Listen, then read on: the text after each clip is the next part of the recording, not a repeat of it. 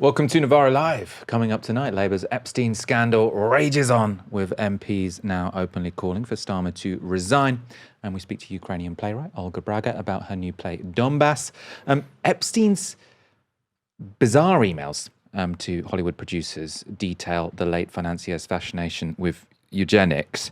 And, you know, it's not an exaggeration to say he was considering killing all the poor. And this is not me being bombastic. When you see the emails, you'll understand what I'm talking about.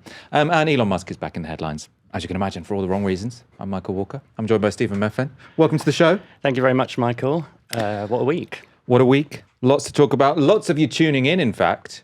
Thank you for tuning in to all of our videos. We love it when the videos are doing well on YouTube. Of course, if we want to build this organization, if we want to continue it as a success that it has been in the past months and years, we want to translate some of those views, at least some of those views, into supporters. So you can become a supporter by signing up at novaramedia.com/support. If you're a long-term supporter, thank you so much. You have made all of this possible over the years. If you are not, and you are a regular viewer, if you enjoy what you're watching, please do help to make it possible by heading over to novaramedia.com/support. The long arm of the law may finally be closing in on Peter Mandelson.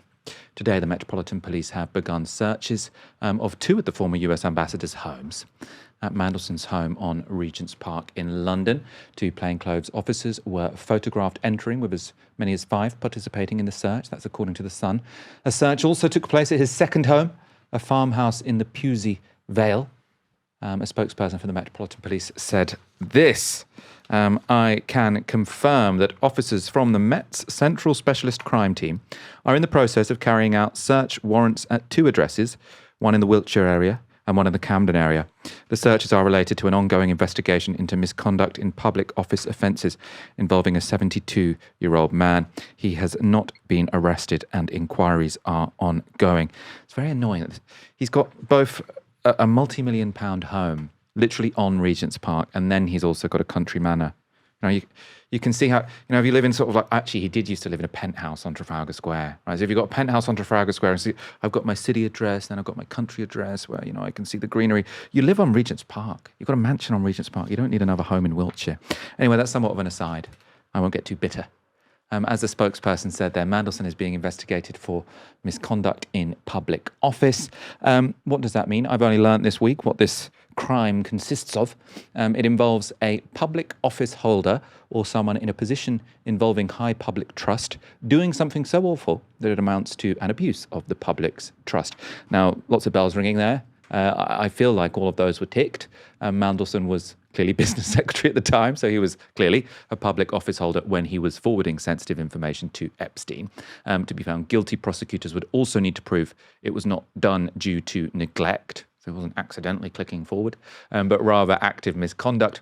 And they'd need to prove the person knew they were breaching the public's trust. Now, I suppose Peter Mandelson, potentially he could argue that he's such a sociopath that he assumed that no one really trusted anyone anyway. So maybe he sort of thinks if everyone sort of moves around the world as he does in this very cynical fashion, that maybe this was ordinary. As I say, on the face of it, these are very clearly all met. Of the legal experts I've seen commenting on this, though, lots of them do seem to be warning that this can be a difficult offence to prosecute. So while it seems obvious to me that he did it, apparently in a court of law, this is quite a difficult one to prosecute, which makes sense because it actually has a massive sentence. So it could potentially carry a maximum sentence of life imprisonment. Of course, lots of sentences will be lower than that. As far as we're aware, no British MP has ever been found guilty of the crime. So from the reading I've done, it seems like this often sort of relates to a prison officer who helps a prisoner hunt down someone they might sort of want to find the location of. So sort of when it's quite black and white. Although, as I say, to most people, this will seem quite black and white. Whatever happens in the legal sphere, in the court of public opinion, Mandelson is utterly and irrevocably disgraced, which means Keir Starmer's decision to appoint him as US ambassador is continuing to do real political damage to his premiership. and some Labour MPs are now openly calling for his resignation. These include Rachel Maskell, who led a rebellion over proposed welfare cuts last year, her fellow rebel Neil Duncan Jordan, John McDonnell and Barry Gardner. So I suppose the consolation for Keir Starmer is that you could call these people the usual suspects. They're people generally on the left of the party who aren't big fans of him anyway. It'd be good if some people closer to him were to maybe get some backbone. The Blue Labour group, who are a socially conservative faction of the party, has also called for a total change in direction. They've released this statement. This week exposed the moral and intellectual rot at the heart of our party, glib arrogance, vicious court gossip, and a culture of conformity, a willingness to look the other way for factional reasons, blind to how it looks to the outside world, and for what? In the careerist scramble for a brief moment in the limelight, all imagination and curiosity are crushed, and so we are left empty of ideas and empty of soul. How far we have fallen as a party. This must be the end of New Labour. Kind of interesting from Blue Labour because their big guy is quite close friends with Steve Bannon and often says relatively warm stuff about Donald Trump. So the idea that they're sort of arbiters of virtue, potentially, not particularly persuasive. Is there then anything that could save Keir Starmer? Well, if he does stay on, most agree it would only be because of a lack of an obvious alternative. One MP told The Guardian this. So they said the biggest thing Keir has going for him right now is that there's not an obvious successor. When we do change, there will have to be a bombastic moment so people notice. So they have to show a clear change of direction. We're really not in favour of paedophiles and friends of paedophiles. I don't know how do you show that? You hang pedos, you sort of talk a lot about your relationship with adults. I don't know. The FD's Jim Pickard agrees that I suppose Keir Starmer might have his days numbered, although there are some consolations for the Labour leader. I was taken by surprise earlier this week when people in the Labour Party started messaging me saying variations of he's toast or he's cooked or whatever it might be. I think it's just a reflection of the fact that the Labour Party was already in convulsions. They were already in a state of pre-leadership challenges even a week ago. The problem that those unhappy members of the PLP have got is that the three main candidates are all damaged. Andy Burnham, they basically built a giant wall to keep him locked in the north. He can't come back. Angela Rayner's still got this whole unpaid tax, HMRC issue hanging over her. And Wes Streeting, the reason he's been damaged by this is because he has been very close to Peter Mandelson in the past. And, proper friends, he's been deleting various social media posts saying nice things about Peter Mandelson, ostensibly to protect other people who've just found themselves innocently in these things. So back to your question of, should the PLP just finally lose faith in Keir Starmer, despite the fact that the trio of likely candidates are all hobbled in some way? We've seen from past history that under Corbyn, we had 180 MPs out of 220 calling for him to go. And Jeremy Corbyn said, no thanks, I'm just going to stay here. And we had Gordon Brown being told by various cabinet ministers in more than two different sort of kamikaze missions to try and take him out. They begged for him to go. And he said, no thanks, I'm staying. So I think it's much more about what's going on inside Keir Starmer's head and just how ruthlessly he's prepared to stay on. So obviously, interesting point in terms of he's speaking to more MPs than obviously I am. I'm not sure the analogy to Jeremy Corbyn works because obviously Jeremy Corbyn, the Labour membership, had very recently elected him.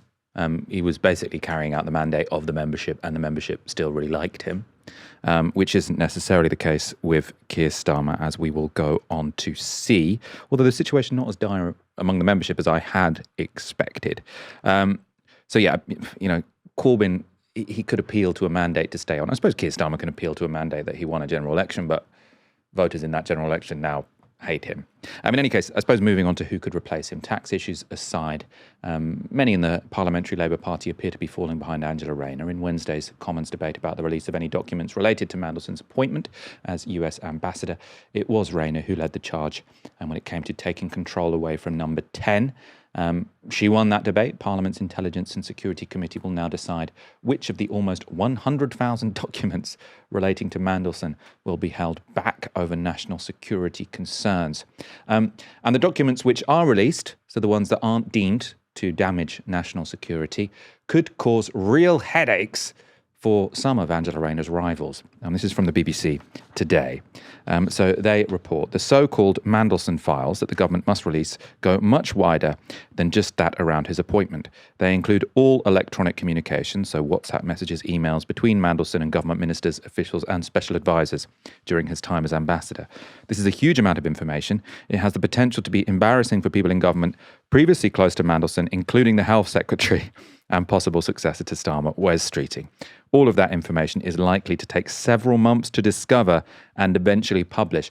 So that means that, if you're a Labour member or a Labour MP and you think we have to get rid of Keir Starmer because of this, he's tarnished by this relationship with Peter Mandelson and Peter Mandelson's relationship with Jeffrey Epstein, then if you think, okay, well, let's have Prime Minister Wes Streeting, and then in 7 months' time, we read a bunch of WhatsApps where Wes Streeting's fawning praise on Peter Mandelson, via WhatsApp, the crisis could re-emerge. I don't know if Rayner and Mandelson often texted each other. It seems slightly less likely. There was even more bad news for Wes Streeting as well, even before these things are published. And that's because polling revealed that if Streeting challenged Starmer to the leadership, Streeting would lose a member's vote. So this actually sort of surprised me. So a Survation poll conducted, albeit before the Mandelson scandal broke, showed that only Burnham or Angela Rayner would be able to defeat Starmer in a leadership contest. So in a Starmer versus Streeting head-to-head, Starmer would win comfortably by 42 to 30%, although that does leave a number of undecideds. All this means that many on the right of the party are getting more desperate in finding reasons to avoid a leadership challenge.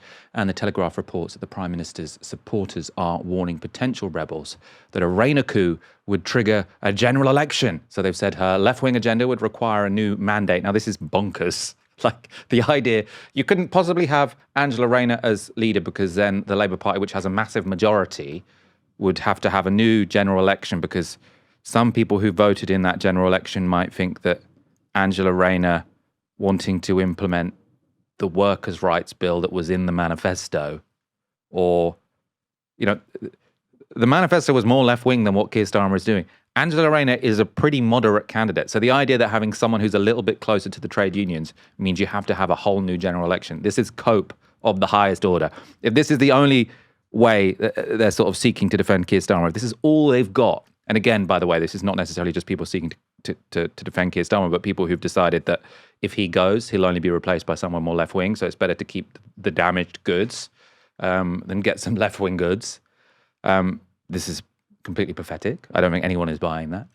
Other MPs are pursuing a different strategy. These are not right-wing MPs. So they're suggesting that Starmer potentially could stay. However, it's his chief of staff.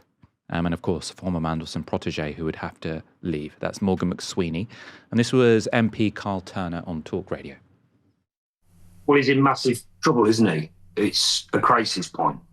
He's got a decision to make, as far as I'm concerned. He gets rid of the advisors that are giving bad advice, not just on this, but bad advice continuously, and briefing against MPs, briefing against Labour MPs, briefing against cabinet ministers, briefing against ministers, continuous savage briefings from Morgan McSweeney against MPs. And I'm afraid to tell you, people are cheesed off. Keir's got a decision to make. I've told him, sack Morgan McSweeney. You've told him that? I've told him, sack When did you tell him that? I've told him a couple of days ago. I told him 8 weeks ago when I was sat in his study in Downing Street. I've told him on numerous times. And what does he say? How does he respond? He doesn't say that he's going to be sacking him. He explains the rationale for the advice he gets, and indeed the fact that he relies on the advice from Morgan McSweeney. There is an over-reliance on crap advice.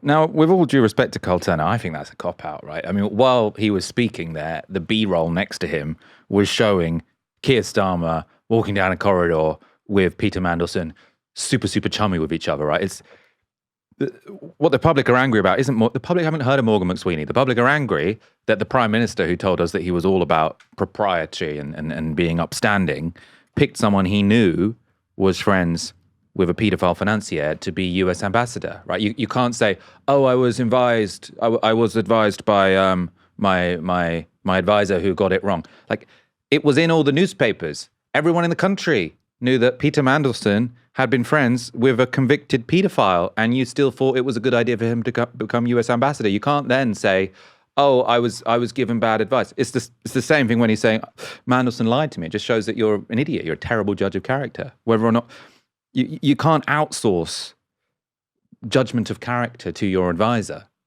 and then say, well, you know, if I'd been using my own mind, I would have realized this was a bad idea. Well, why not use your own goddamn mind? Sometimes, obviously, as a prime minister, you have to rely on your advisors who are policy experts, right? So you don't expect the prime minister to know the ins and outs of monetary policy or how the water industry should be structured. Like, you might go to a special advisor for that kind of thing.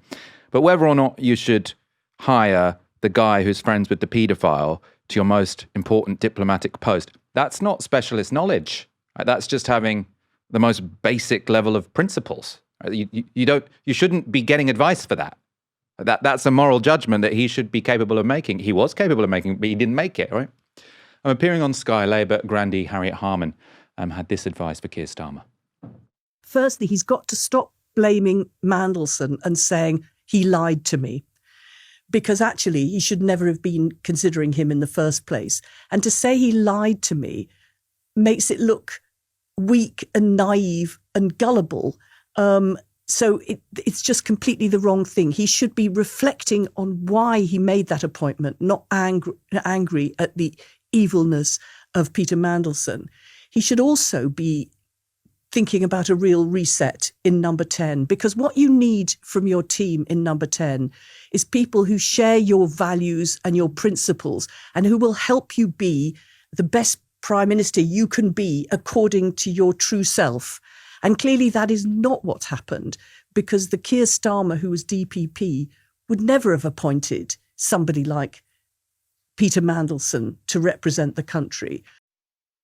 I was on board for the first 30 seconds of that when she was sort of saying, you know, it's pathetic for Keir Starmer to say Mandelson lied to him. I mean, this is similar to what we were talking about all week on the show, which is that, you know, if you're surprised that the Prince of Darkness, he calls himself the Prince, if you're surprised that that person's lied to you, that's a you problem, not a them problem. But then halfway through, she says, we need another reset in Downing Street. Another fucking reset in Downing Street. Jesus Christ. These people need some new ideas. The pressure on McSweeney has also intensified following the revelation that he was advised to cancel Mandelson's appointment just weeks before he became ambassador. So in a memo sent to McSweeney, Labour Lord Maurice Glassman, also he's the Blue Labour guy, who just attended Trump's inauguration, for some reason, said this.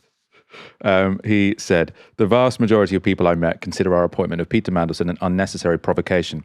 Several people showed me a photograph of him blowing out the birthday candles with Jeffrey Epstein.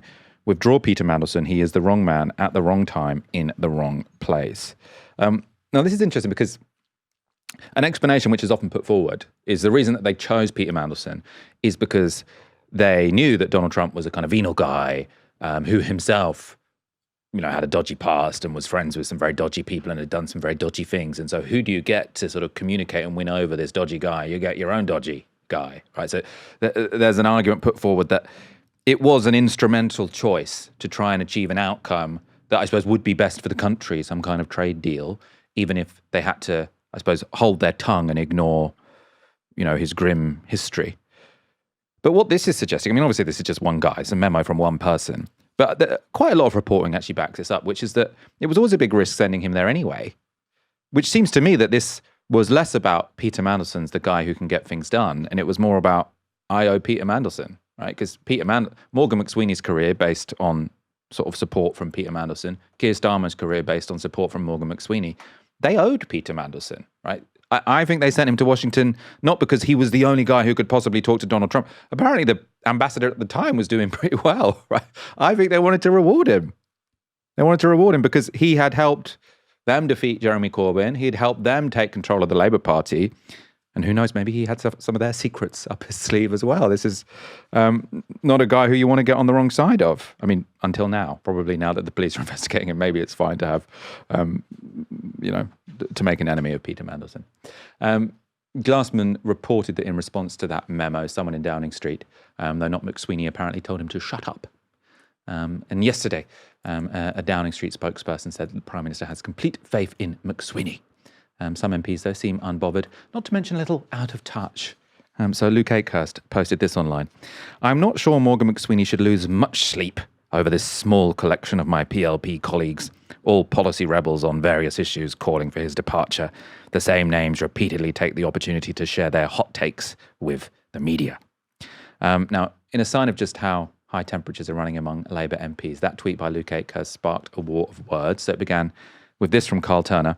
I don't think McSweeney will give a monkeys, Luke, but our PM should, and so should you. We aren't some sort of fast food franchise. We are the Labour Party. Getting clever like this about those of us that have got the bottle to speak says more about you than it does about me. Now that from Carl Turner and this rebuke from Ian Austin, our good friend Ian Austin, extremism expert Ian Austin. He said this, or is he one of them's extremism, one of them's anti-Semitism, who knows? Anyway, he says this. Carl served in Corbyn's team as Shadow Attorney General and then a whip. You don't have to be Keir Starmer's strongest supporter to wonder whether the miraculous discovery of his bottle is related to Number 10's decision not to promote him. So making it personal. And then that triggered this response from Carl Turner. You sold your soul to get a peerage, Lord Austin. I resigned from Jeremy Corbyn's shadow cabinet. You had an out to resign from because no one has ever rated you. Keir Starmer offered me positions in government that I declined because of personal circumstance. So obviously him selling the soul to get a peerage as he went to campaign for Boris Johnson so that Boris Johnson would appoint him as an anti-Semitism advisor so that he could call any left-wing person in the country an anti-Semite, and then he'd have this stamp of being the official anti-Semitism advisor that he could sort of put he could stamp at the bottom of a bit of paper. This person's anti-Semite. Official anti-Semitism advisor to Boris Johnson. Very upstanding, independent man. Things, of course, are obviously in turmoil within Downing Street as well as the Labour Party more broadly. It's hard, though, not to think the bickering between MPs is somehow missing the public mood. A mood the New Statesman's Ollie Dugmore seemed to catch pretty well on Question Time last night. I'm generally a pretty forgiving person, and I think our politics is poorer for its lack of empathy. I think most people should not be defined by the worst thing that they've ever done in their lives, and most people deserve a second chance. I do, however, have some moral boundaries, and one of them is that I think it is wrong to have sex with children, and I wouldn't want to be friends with anyone that did that, and I certainly wouldn't want to work with them. If I did, I think you'd all be asking me questions, and they'd be valid ones. That is apparently now a fringe position for some people at the top of the Labour Party, which is an extraordinary thing to be able to say. I don't know about you. I don't know any paedophiles. I don't know anyone that's run a global sex trafficking ring. These are extraordinary things that we're talking about here. And not only that, and I should be clear, that there's some brilliant journalism that my colleagues at the New Statesman have done over the last couple of days. Our political editor, Alva Ray, has reported that not only did the people at the top of the Labour Party know about this, and that's because this information was available on Google. They don't need the security services to tell them it. When you say this, because there's a whole slew of information coming out, but I think you're referring specifically to the fact that there were photographs of Mandelson with Epstein, and the fact that he stayed in his house whilst he was in prison. Whilst he was in prison. And they didn't think that that was disqualifying. They thought, actually, this is our guy. This is our guy that we're going to elevate to the most prestigious diplomatic posting that we have. We're going to make him our man in Washington. And not only that, we're going to bring him back to London every so often to advise us on cabinet reshuffles. And actually, when we're choosing our candidates for the 2024 general election, we're going to let him input on that too, because we think he's a great judge of character. Come on. Stephen, very hard to disagree with Ollie Dugmore there. Yeah, it is. I mean, he's totally right. Although I think he actually only captures maybe part of the public mood, because of course, he's right that everybody is absolutely disgusted by the fact that this man Mandelson, with those associations, with that, paedophile, sex trafficker, billionaire Jeffrey Epstein, and in the knowledge of those associations that he was appointed. I mean, of course he's right that's outrageous for the public, but I think this whole saga is revelatory in another way, which I think strikes at a bit of intrinsic knowledge that many people in the country and in other countries have, which is that, our governments are increasingly entwined with those few people in whom masses of capital have accrued, and that its kind of proximity, and I'm not just talking about Peter Mandelson. Obviously, he had let's say, in my opinion anyway, some strange compulsion to hang out with the very, very rich. This is not the first time that Peter Mandelson has found himself in trouble because of his associations with the rich. But I'm talking also about, Keir Starmer, as we covered in the show yesterday, happily going off to Palantir for a private viewing of Palantir's sort of war technology and surveillance technology, organized by Peter Mandelson, with Alex Karp in the room, and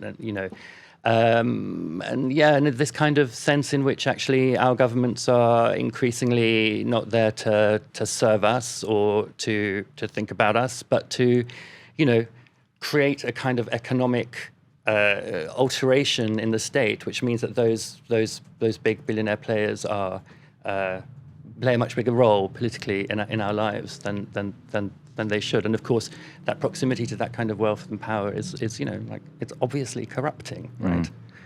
But I think so I think Ollie is, he's totally right. But there is a deeper thing here that I think is impacting people who are witnessing this unfold. And the other thing is that I just like this extraordinary account that you just gave of what's happening in the Labour Party right now. What we're seeing. And as you said about McSweeney and Mandelson, I wouldn't. There's this difficulty that Keir Starmer has in sacking McSweeney. I mean, just yesterday, a spokesperson for Downing Street said that he still has the Prime Minister's. I think it would be confidence. pointless actually to sack him. It would. I mean, what it would does it be achieve? Pointless. It would quiet down some of the MPs for a start, but I don't think it would quieten down the public. The public are not going to say, "Oh, we forgive him because he sacked Morgan McSweeney." That's literally that makes no sense. But it will be interesting. It's absurd. It will be interesting that he's not able to do it, right? He hasn't done it yet. And I think that you're probably right, that because of the way that Keir Starmer moved into this position of power, McSweeney knows where the bodies are buried, and Mandelson no doubt knows where the bodies are buried as well. What we're seeing really here is the kind of the blooming of this rotten flower that has grown out of the seed of the Starmer project, which is covered very well in Paul Holden's book The Fraud. And part of what's happened here is that this sort of segment of the Labour right, they have no principles other than the pursuit of power. So they have no guardrails. There were no guardrails over the appointment of Mandelson. Everyone just seemed to nod it along. Well, also, if you think you're a prime minister who can, get by and save your own skin by firing your top advisor, who's been also your closest confidant for a long period of time. Look at Boris Johnson sacking Dominic Cummings, right? Because that was probably the biggest mistake he ever made. Because he sacks Dominic Cummings, his government loses any direction it had, and then Dominic Cummings devotes his life to destroying the political career of Boris Johnson using any means possible. And I'm pretty sure that Morgan McSweeney has enough info on Keir Starmer that he could strategically release it to his favoured journalists, and that's not going to be pretty for our Prime Minister. I would put money on it for sure. The other striking thing is how talentless that lot are. Can you imagine at this point when there's a crisis, just 2 years into this government? Normally you expect a government to dissolve into sleaze at the end of a second term or third term usually. Not even 2 years in, and there's literally nobody who has the talent in that group to mount a challenge successfully. I mean, Wes Streeting, perhaps completely ruined by his associations with Mandelson. Who else? Liz Kendall, Peter Kyle, talentless bunch, epitomised by Luke Akehurst there with that stupid tweet. You mentioned Mandelson having sort of money and power. He's a man who's always bitter that he didn't have quite enough money. I'm just going to end very briefly this segment on this because these emails keep coming to light there's 3 million of them, right? So this is Peter Mandelson to Jeffrey Epstein in May 2012. Europe is in meltdown, bringing down the global economy. I'm an ex-EU minister, and I cannot make any money talking about it. So he's the Greek economy shrunk by 25% in this period of time. The euro looked like it was going to collapse. That was supposed to be one of sort of the one thing Mandelson believed in, was sort of a super Europe. That was sort of him and Blair are in favour of that. Brown very much against it. So sort of something that he was supposed to have devoted lots of sort of political capital towards building up. Obviously, he was an EU trade commissioner, and now it's all looking like it might collapse at great human cost. And he's like, "What? Why can't I make any more money out of this?" Right? His house in Regent's Park and his house in Wiltshire wasn't enough. The dude wanted to capitalise on the Eurozone crisis as well. I've got connections that can sort people out with it. But actually, having connections is more useful when the going is good, right? Because that's when you can link up people who can pay each other money. When there's no money to go around, maybe your connections become slightly less valuable. A lesson there.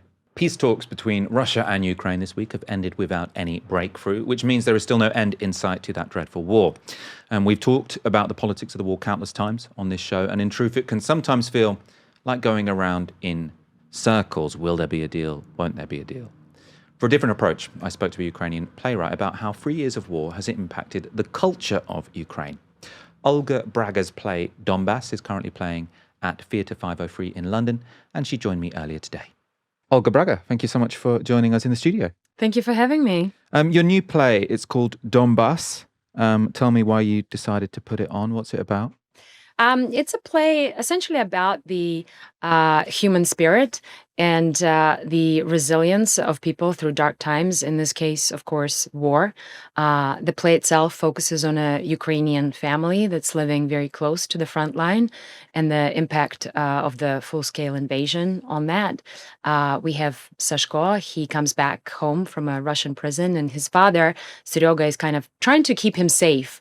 At the same time, we've got another character, Nadia. She's a young teenager, and she kind of becomes the conscience and the source of innocence, essentially, in the play. And the reason why I kind of wanted to write it is, I think at times like this, it's really important to look at the human cost of war and the human side of it, instead of kind of focusing on the headlines and purely on the sound bites that you sometimes get with social media. Yeah, I mean, that's why I was interested in doing this interview, because we talk a lot about the Ukraine war on this show, and it's often going around in circles, because it's sort of saying, oh, well, there is this peace talk going on here. Will they agree this line? You know, it's in a way sort of never ending and almost repetitive, because the movement seems to be so little. So I thought it's a sort of good opportunity to talk about war and I suppose the culture of war. And I was very interested in your play, you said there's this character where the father is trying to keep the son from the front line, which essentially means stop him being conscripted into the Ukrainian army, I imagine.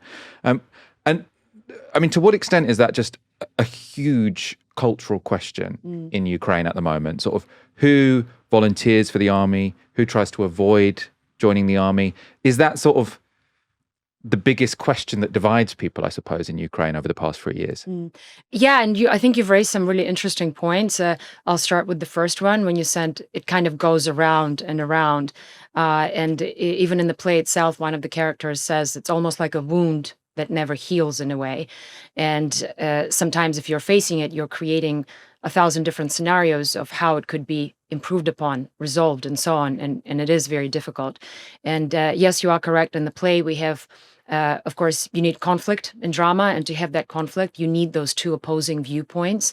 And in the play itself, obviously, a father, he may, of course, believe in the independence and freedom of Ukraine, and yet at the same time, he's very protective over his son, as I'm sure would be the case for many British people as well. And perhaps to that end, the story itself is very universal, because I think if British people look at someone like that on stage, they would probably relate to that. It would resonate with them. So yes, this father in particular just really cares about the safety of his son, and so he's reluctant for that son to go to the front. And at the same time, the son really sees that he can make a difference on the front line. And perhaps it is also, to an extent, a generational difference between them. But there's a lot of kind of strong arguments between them in the play. But that is, of course, is reflective of not just the war in Ukraine, but any type of war that you're faced with. And I'm sure even you, let's say if you were in that situation, what do you do, Michael? Do you go and fight? Or do you kind of maybe fight in a different way, not necessarily on the front line? And sometimes it's very difficult to know what is the right answer. Oh, 100%. I mean, it's completely terrifying, the idea of sort of you're being asked to go to the front line. You know, I can try and say, actually, I think it's more important for the war effort that I broadcast from my YouTube studio. I mean, it's an argument you can make, but you can see how people might not think that's a particularly legitimate one to make. I suppose the other question that I imagine has somewhat sort of divided Ukrainian people is who has stayed and who has left. Now, I know that you came to the UK before the war broke out. But But to what extent has that become a sort of incredibly divisive issue in Ukrainian culture, which is, potentially saying of people who've left, oh, you've fled, why aren't you defending your country? Obviously, there's a good reason to want to leave. I suppose I wonder if you could talk about that, what the sort of cultural impact of that divide has been. It's a really excellent point because there is a cultural impact, but also a very specific, to an extent, demographic shift and in a way, perhaps existential population shift because many people did end up leaving because the situation is so difficult, in many respects untenable. And it goes back to what we were just speaking just now. Can you blame them or can you not? So first of all, it's a specific demographic shift that I think may potentially cause. And by demographic, you mean young people leaving, old people staying? Indeed, in Ukraine. And that is profoundly a difficult thing for a country to recover from because when the war eventually ends, and of course we all hope it ends, there will need to be rebuilding and so on. So that population is a really important thing. I was looking at the numbers. Obviously, we don't know how many people who joined the military have died because neither the Russian government nor the Ukrainian government wants to release it. They treat that as top secret, basically. But there's an institution, the Center for Strategic and International Studies in the United States, very well respected, estimates 1.2 million Russian troops have been killed and 600,000 Ukrainian troops.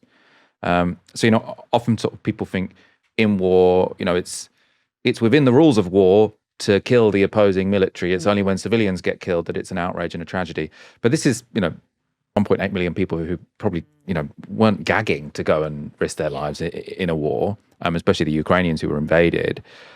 Potentially 6% of Ukraine's sort of adult male population, if we take those figures at face value. How does a country deal with that many deaths?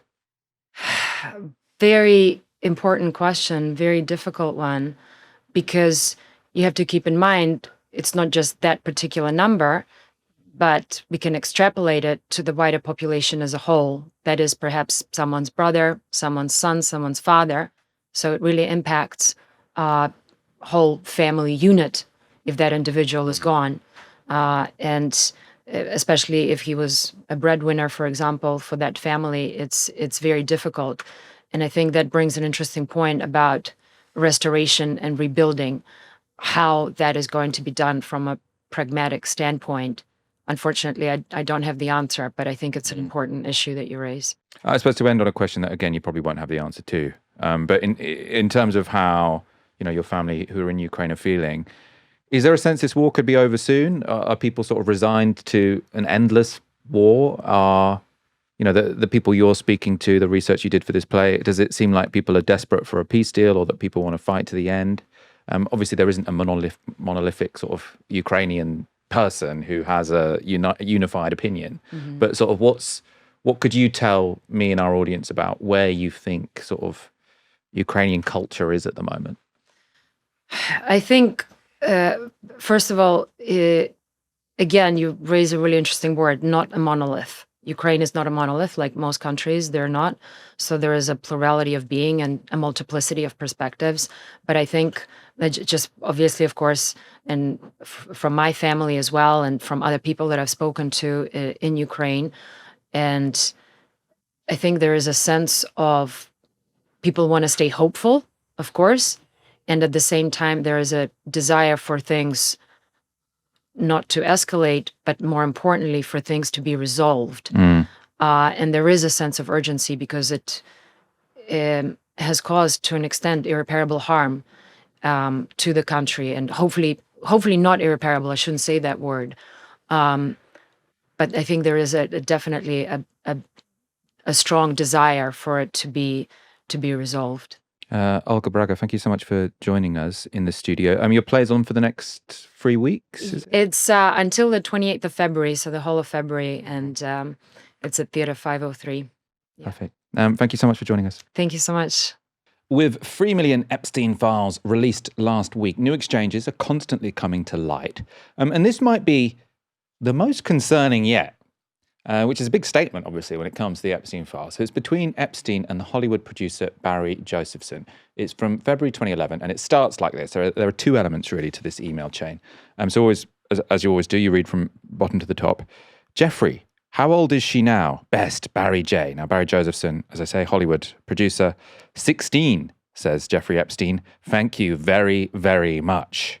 Now, the subject line here is your niece. And then there's a reply from Barry Josephson who says, her full name again, is she in New York for a few weeks? And sorry, please have your office forward me her mum's contact info again. A friend is shooting a feature in NY and I'll try to get her in. So this is the modus operandi, isn't it? You know, you get someone, is it for modeling? I'm not sure. But anyway, thank you very, very much. They're 16. Anyway, there'll be pages and pages of this stuff in the emails. This is the part that seemed more unusual, I suppose. I hadn't quite realised that this type of thing was in this email cache. So it's still with the re-forward your niece. But this fella, Barry Josephson, says, cool, I'm excited. Also, I've been thinking a lot about that question that you asked Bill Gates, quote, how do we get rid of poor people as a whole, unquote. And I have an answer, comment regarding that for you. When can I call you today to discuss this? So obviously how to get rid of all the poor. He didn't want to put in an email. So he saved that little plan, that little nugget for a phone call. Now, of course, as is often the case, there are two potential ways of reading this. It could be, it could be a question about how to kill all poor people, which seems more likely. Or it could be, we have to be fair, it could be a question about how you end poverty. If there's no poverty, there will be no poor people, right? You say, how do we get rid of poor people as a whole? A universal basic income, maybe. Maybe that's the angle they're going down. It would be a strange way of phrasing if that was the point, right? When people argue for a UBI, they don't normally say it's so we can eradicate the poor, but there we are. I suppose one thing that maybe does lead to thinking that second interpretation could be the case is that, as far as I understand, Bill Gates has devoted a lot of time and energy to reducing poverty. Right? I don't look at Bill Gates as someone who's trying to kill poor people. He has invested a lot of money, a lot of time in vaccination drives, in the kind of policies that have actually saved a lot of lives, especially in the poorest countries in Africa. So in that context, maybe you could read it like that. However, there is supporting evidence to suggest that the most uncharitable reading of this is true, and that Epstein really was thinking about genocide. How do we kill all the poor, Bill? And this is an article from the New York Times in 2019 about how Jeffrey Epstein hoped to seed the human race with his DNA. So basically, Epstein was quite into eugenics, and we wanted to use technology and selective breeding to make smarter humans. Already quite freaky. This is the kicker, though, in terms of how we interpret this initial email. The context here is that Epstein would invite top scientists for salons at his Manhattan apartment. And Steven Pinker, so the linguist and sort of evolutionary biologist, is describing one of the conversations that took place there. This is from that NYTR article. The Harvard cognitive psychologist Steven Pinker said he was invited by colleagues, including Mark Novak, a Harvard professor of mathematics and biology, and the theoretical physicist Lawrence Krauss, to salons and coffee klatches at which Mr. Epstein would hold court. While some of Mr. Pinker's peers hailed Mr. Epstein as brilliant, Mr. Pinker described him as an intellectual imposter. He would abruptly change the subject, ADD style, dismiss an observation with an adolescent wisecrack, Mr. Pinker said. At one session at Harvard, Mr. Epstein criticized efforts to reduce starvation and provide healthcare to the poor because doing so increased the risk of overpopulation, said Mr. Pinker, who was there. Mr. Pinker said he had rebutted the argument, citing research showing that high rates of infant mortality simply cause people to have more children. Mr. Epstein seemed annoyed, and a Harvard colleague later told Mr. Pinker that he had been voted off the island and was no longer welcome at Mr. Epstein's gatherings. Stephen, so my process of looking at lots of these things is I see a tweet where someone shared the screenshot and you think, that is so wild, that must be fabricated, that can't be true. And then you read it again and you say, that's so wild, it must be that there is a slightly more anodyne interpretation for what has been said. But I do think Occam's razor here suggests that Jeffrey Epstein was asking Bill Gates, how do we kill all the poor people? How do we get rid of poor people as a whole? As a whole. As a whole. I mean, I don't think there's two meanings there, really. Alleviate poverty, end poverty, as you say. abolish poverty, alleviate poor people as a whole. Yeah, it's crazy. Yeah. And I mean, it's dark because, I mean, he's friends with, Peter Thiel, and there is a kind of transhumanist, sort of post-human, let's leave ordinary people sort of behind as the detritus of history. I mean, it's quite similar to Nazism, right? So you have eugenics, and then you say, these are lesser humans. Right. They're a waste of time and space and oxygen. Let's have the Übermensch make babies with each other, and then we'll keep enough young, attractive women to service our needs. But beyond that, meh. Yeah, I'll seed the human population with my DNA, and those will be the ones that we save, because those are the ones that are most like me, a member of this elite who gets to look at other human populations as though they're livestock. Like these views, they come straight out of the handbook for cattle management. Like, how do I stop my herd from overpopulating? Well, I'll just decrease healthcare or that sort of thing. It's not new. It's not a new way in which elites talk about ordinary people. It's, as you say, it has links to like Nazi ideology, but aristocrats talked this way in the 19th century and earlier about ordinary people. I'm sure that under full-on serfdom, serfs were regarded much like cattle as well in many cases. They were useful for their productivity, but otherwise not really humans. And this is, I think this is just the view that elites take, because they imagine that being in the position that they are, which is one of wealth and power, means that they have some intrinsic superiority that got them there, rather than chance or fate, like an intellectual superiority or a moral superiority or something like that, which allows them to cast these kinds of judgments or make these proposals. Is that overstating the case slightly?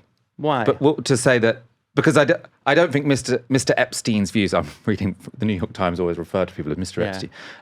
I don't necessarily think his views are representative of the elite, right? I think there are certain people in the elite who believe them. But I mean, clearly Steven Pinker disagreed. I don't actually think Bill Gates is trying to kill all the poor. So, I mean, he's expressing a particularly grotesque view that may circulate among elites and may also circulate among sort of non-elites. Obviously, Nazism was a popular project. So I'm not sure it is sort of just to say, okay, this is the elites. They hate poor people. They treat them like cattle and they want them dead. I didn't say all elites, right? It's one guy. I mean, it's obviously not just one guy. It's a few guys. Yeah. But I don't think we can sort of make that sweeping statement. No, but I think it's a kind of view that you can associate with elites of all kind, right? It's not the kind of view that ordinary people have about like the groups that they belong to. It's. I think lots of people think that they're the smart group and other people are the dumb groups. Right, but then that's positioning themselves as an elite, right? In which case that's where that kind of view can arise. It's not, it's in the Nazi project, it's the idea that this is the master race, which gives rise to these kinds of views. And in these cases, it's like these successful captains of industry are the master race, and it gives rise to that kind of view. But I don't think for a minute that every single person who's, very rich or very powerful has these views. But they're definitely views that I associate with elites. In fact, it's the kind of a requirement to have the view that you consider yourself to be one of them or that you are one of them. Potentially. I think you have a lot of... I mean, because it depends what you consider an elite, right? So there will be lots of people who think that the race next door are, less worthy and shouldn't really be there. Sure. Who might be not rich, for example. Obviously, they think of themselves as superior to the other person in some degree, but... Yes, okay, fine. A sense of superiority is required, because that's implied. And superiority often comes attached to being elite in some way. And I suppose there will be lots of elites who have the sense of superiority without the genocidal intent. Of course, yeah. He sort of combined both of them, which is very worrying. And what's crazy is he was the best friend of a Labour politician. So the whole point of Peter Mandelson was to say, or the whole point of New Labour was to say, you know what we can do? We can ally with the very wealthy, but also do right for the working class. And I can see that if you're friends with Bill Gates, right? He's a very wealthy man. Lots of criticisms to be made of the man, especially this week. But if you look at what he's actually done, as opposed to what might be in an email with Jeffrey Epstein, lots of money invested in vaccines, in mosquito nets, lots of things that have genuinely saved lots of lives. If Peter Mandelson was best friends with him, I can see how that could fit with the New Labour, how they like to present themselves. Being friends with literally the guy who is the billionaire pedo who wants to kill all poor people, I don't think there is any oh, there's a third way. There's a third way where we can be best friends with Jeffrey Epstein and still help the masses. No, there's not. This is impossible. He is a Nazi pedo freak who happens to, shower gifts on you and take you to lovely islands where sex crimes take place against children. The Epstein Files have proven Elon Musk to be a liar. In September last year, complaining about a Sky News headline associating him with Epstein, Musk said, quote, Epstein tried to get me to go to his island and I refused, all in capital letters. So this is, of course, intended to make Musk sound not only like someone with good judgment, but someone who's cool, right? He wanted me to come because I'm amazing. I said no because I saw he was rotten. Let's look at some of the actual exchanges between the two. So these are emails from November 2012. So Epstein emails Elon Musk. How many people will you be for the heli to island? Heli obviously being helicopter. Elon Musk says, probably just Tallulah and me. What day night will be the wildest party on our island? So remember, this is what Elon Musk considers a refusal. Musk then followed up on Christmas Day. So this was sent in November. Then on literally the 25th of December, right? Musk emails Jeffrey Epstein and says, do you have any parties planned? I've been working to the edge of sanity this year, and so once my kids head home after Christmas, I really want to hit the party scene in St. Bart's or elsewhere and let loose. The invitation is much appreciated, but a peaceful island experience is the opposite of what I'm looking for. And Jeffrey Epstein says, understood, I will see you on St. Barth. The ratio on my island might make Tallulah uncomfortable. So this is a very upstanding guy who doesn't like pedophiles, who's saying, I refused. Now, of course, remember, at this point, Epstein had been found guilty of procuring sex from a child. So, it goes without saying Elon Musk has no excuse, but he's very much giving a false impression of what happened. Ultimately, emails show they didn't make it work that year, so Epstein had to go back to New York. They couldn't make the dates align. But the two would try again the following year. So this is, again, Christmas Day. So what else do you do on Christmas Day other than send a message to Elon Musk? Anyway, actually, we'll start on December the 13th, 2013. We'll be in the British Virgin Islands, St. Barth area over the holidays. Is there a good time to visit? That's from Elon Musk. Jeffrey Epstein says, any day 1st to the 8th, play it by ear if you want, always space for you. Elon Musk says, okay, probably the 1st then. Epstein, the 2nd or the 3rd will be perfect. I will come to get you. Musk, I need to fly back to LA, blah, blah, blah. All quite boring, actually. There's just two guys trying to make a date work, but it's clearly not someone refusing to go to an island. This is Elon Musk trying to find a date where he can go to the island where he wants to go for the wildest party he can do. So caught lying. I say Elon Musk will say, of the people in these files, he isn't shown to have done any sort of wrongdoing in the same way that like Mandelson or Prince Andrew has been, but definitely he gave a completely dishonest account of his relationship with Jeffrey Epstein. And also, when Jeffrey Epstein was a convicted child sex abuser, he still wanted to go to his island for the wildest party possible. Another Musk story, beyond the Epstein files, Musk's bigger business concerns potentially are this week that European leaders seem to be growing a backbone when it comes to standing up to his power. So this week in France, Elon Musk's ex-offices were raided by Paris's cybercrime unit. This is from The Guardian report. So they say the Paris raid is part of an investigation launched in January last year into the suspected abuse of algorithms and fraudulent data extraction, with the prosecutor's office said it had widened to cover complaints about X's artificial intelligence tool, Grok. It said the alleged offences it was investigating now included complicity in the possession and organised distribution of child abuse images, violation of image rights through sexualised deepfakes, and denial of crimes against humanity. Other possible charges included fraudulent data extraction from and falsified operation of an automated data processing system by an organised group and an operation of an illegal online platform by an organised group, the statement said. So I think denial of crimes against humanity, in lots of Europe, Holocaust denial is illegal, which is not in this country. Elon Musk and former chief executive of X, Linda Yaccarino, have also been summoned for questioning. Responding on X, Musk complained, "This is a political attack." Meanwhile, Spain has become the latest country to announce a ban on social media for children under 16 Prime Minister Pedro Sanchez made the announcement at the World Government Forum in Dubai. Social media has become a failed state, a place where laws are ignored and crime is endured, where disinformation is worth more than truth, and half of users suffer hate speech. A failed state in which algorithms distort the public conversation and our data and image are defied and sold. Spain will ban access to social media for minors under the age of 16. Platforms will be required to implement effective age verification systems, not just checkboxes, but real barriers that work. Today, our children are exposed to a space they were never meant to navigate alone. A space of addiction, abuse, pornography, manipulation, violence. We will no longer accept that. We will protect them from the digital Wild West. This is how Elon Musk responded to that announcement. He said, "Dirty Sanchez is a tyrant and a traitor to the people of Spain," with a poo emoji. This is, I suppose, the guy who wants to own the future. France, the UK, Portugal, Denmark, Greece, and the Netherlands are all considering similar bans on social media for under 16s, which I absolutely welcome. Stand up to Elon Musk, protect our kids in more ways than one. Elon Musk has also this week, sort of talking about the power this guy wants to have. He's recorded a 3-hour podcast with Dwarkesh Patel, who's a tech podcaster, and John Collison, co-founder of Stripe, the payments application, I suppose. They talked a lot about why Musk thinks data centers need to be built in space. But it was the part about his view of our relationship with powerful AIs that I found most worrying.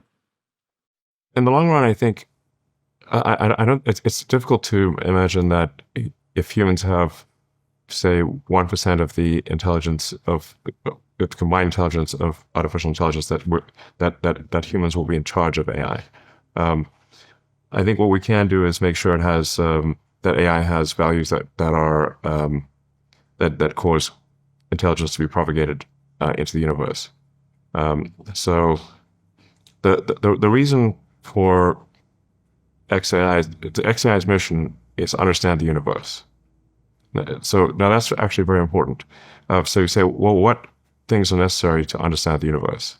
Well, you have to be curious, and you have to exist. You can't understand the universe if you don't exist. So you actually want to increase the amount of intelligence in the universe, increase the probable lifespan of intelligence, the scope and scale of intelligence. I think actually also as a corollary, you have humanity also continuing to expand, because if you're curious and trying to understand the universe, one of the things you're trying to understand is where will humanity go? And so I think understanding the universe actually means you would care about propagating humanity into the future. So there's understanding the universe. Yeah. They're spreading intelligence, and then they're spreading humans. All three seem like distinct vectors. Okay, well, I'll tell you why I think that understanding the universe encompasses all of those things. Okay. You can't have understanding without. I think you can't have understanding without intelligence, and I think without consciousness. So you in order to understand the universe, you have to expand the scale and probably the scope of intelligence. Because we have different types of intelligence. I guess from a human-centric perspective, like put humans in comparison to chimpanzees. Humans are trying to understand the universe. They're not like expanding chimpanzee footprint or something, right? But we're also not. Well, we actually have made protected zones for chimpanzees.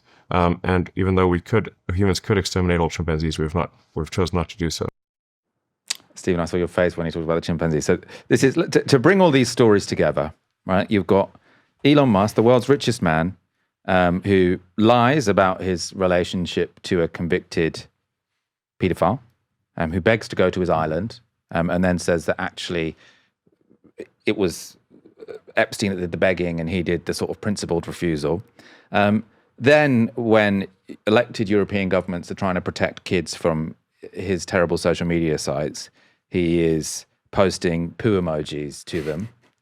And now he wants to make an intelligence so powerful that we could end up all being the equivalent of monkeys in zoos, while these greater intelligences, to some degree, sort of propagated by Elon Musk, sort of feed us as a protected species. I mean, what he never says is why. Like, why is this a valuable project to like send artificial intelligences out to like understand the universe? What does it achieve? You know, like it goes so much back to this to the Epstein thing, that this kind of like supremacy idea is that, you know, people like Elon Musk have like such a profound misunderstanding of how intrinsically incredible human beings already are. You know, like we have language, we can think about the future, we can think about the past, we can think about the hypothetical, we can think about, you know, to some extent the impossible. We can do calculations in multiple dimensions, which are not the ones that we live in through mathematics. We can create great art and music, and we can do terrible things as well, but there's nothing else in the universe that can do the terrible things that we can do. Well, we don't know that, but... Well, as far as we know. As far as we know. And yeah, as far as we know. And that makes us already profoundly unique and wonderful and amazing. And yet people like Elon Musk, who have in some sense, you know, the sense of themselves as having the power to create something better, only think it's better because they have such a diminished view of what we already are, I think. And I find that like striking and shocking, really. And yeah, and as you say, you know, this is a man, I mean, you know, leave aside the sense of superiority. I mean, he's obviously not entitled to it. Like, he's a ketamine-addled, impulsive, racist person who allows child porn to proliferate on his platforms, who is determined to shape our democracies to his own will and throws enormous tantrums anytime anyone tries to put any limits on him. This is a toddler, basically. This is a toddler with access to drugs.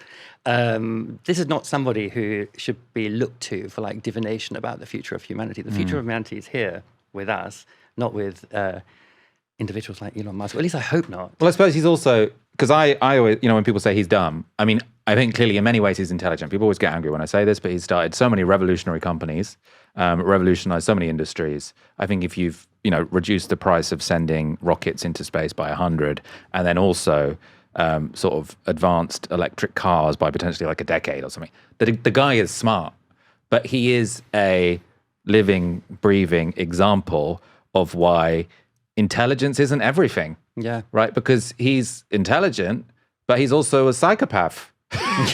Like, and I suppose going back to the previous story about sort of Jeffrey Epstein, sort of who thinks he's the most intelligent person, and that we should sort of breed this master race, and everyone else is essentially worthless and should die. It's like, again, I think Jeffrey Epstein was probably a very smart person. By all accounts, he's very charismatic. I mean, I think that's why he managed to make so many friends and why he, you know, did make a big success of his life, and, you know, whilst abusing loads of, you know, I mean, I suppose the point I'm making, smart but psycho. Yeah, terrible. Psycho. So like equating intelligence with goodness, or equating intelligence with sort of being able to resolve humanity's problems, it will play a role. We need some smart people around. But if we say, let's just get some high IQ people, shower them with praise and hope for the best, I don't want to live in that world. Yeah, and there are plenty of smart people around as well. And the other thing is that, you know, what Musk and these sort of individuals who, you know, they're kind of Ayn Rand characters, right? They sort of think they have a sort of special purpose because of their sort of greatness, and they completely ignore. And I mean, it's hard for Musk to do it because although he takes credit for everything, actually he's just in charge of actually a lot of collective scientific and technological achievement, like people working together to do it. And like, yeah, intelligence is something that individual humans possess, but it's also something that collectives of human beings possessing, and to a greater extent when they work together on things. So yeah, I don't think you need these Ayn Rand type figures, these Howard Rorks. They're dangerous, and they, yeah, smart but psycho. I think that's, yeah. And the last thing we want is for them to have more money and power than most countries in the world. That seems like a recipe for disaster. That is going to bring democracies down. That is going to be the end of, you know, if it's allowed to continue where, you know, such a small number of people have godlike wealth and power, it's absolutely, the idea of democracy is completely unsustainable. You have to be such guardrails in place in order to protect it. But what can you do? I mean, like, you know, the EU is already, you know, talking about in various ways regulating Twitter. But, you know, Aaron the other day was talking about, well, you know, Musk would just, you know, set up Starlink and people will be able to like bypass the rules of their own geography or their own countries. In order, you know, for him to dominate that space with the views that he likes and the kind of material he likes, it really can't be allowed to happen. And yet, unfortunately, all we ever see our politicians do is pander to them. Also, even if you don't want to live sort of like a monkey in a zoo, like most of the monkeys died, right? Yeah. It wasn't the case that sort of like we killed a lot of monkeys. Don't you just feel so sad when you see a monkey in a zoo? Like, it's like, I want to really be that smart guy. Let's make smart computers so I can be a monkey in a zoo. Stephen, thank you so much for joining me this evening. Thank you, Michael. Thanks very much. Thank you for watching. Thank all of you guys for watching so many of our streams this week. One last shout out, if you have been enjoying our streams this week, please do help support the organisation by signing up at novaramedia.com/support. We really, really do appreciate it. I think we've had a couple of hundred new subscribers potentially this week. We want to get that up so that we can, you know, continue to build on this momentum. For now, have a fantastic weekend. Come back for another live stream on Monday from 6 p.m. For now, you've been watching Novara Media. Good night.